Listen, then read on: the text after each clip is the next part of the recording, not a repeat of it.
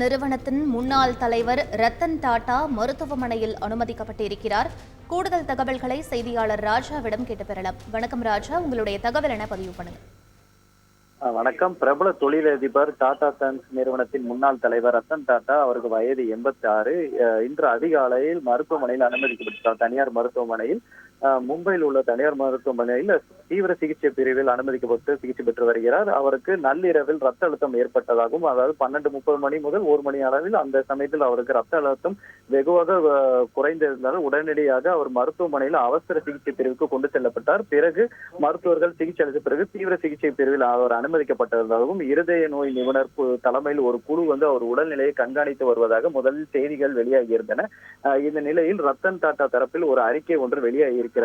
என் உடல்நிலை குறித்து சமீபத்தில் வதந்திகள் பரவி வருவதை நான் அறிவேன். மேலும் இந்த கூற்றுகள் ஆதாரமற்றவை என்று அனைவரையும் உறுதியளிக்க விரும்புகிறேன். என் வயதின் காரணமாக எடுக்கப்படும் மருத்துவ பரிசோதனை தற்போது செய்து வருகிறேன். யாரும் கவலைப்பட தேவையில்லை. நான் நல்ல மனநிலையுடன் இருப்பதுடன் பொதுமக்களுடன் ஊடகங்களும் தவறான தகவலை பரப்புவதை தவிர்க்குமாறு கேட்டுக்கொள்கிறேன் என அவரது அறிக்கையில் குறிப்பிட்டுள்ளார். விவரங்களுக்கு நன்றி ராஜா. செய்திகளை உடனுக்குடன் தெரிந்து கொள்ள உடனே சப்ஸ்கிரைப் பண்ணுங்க.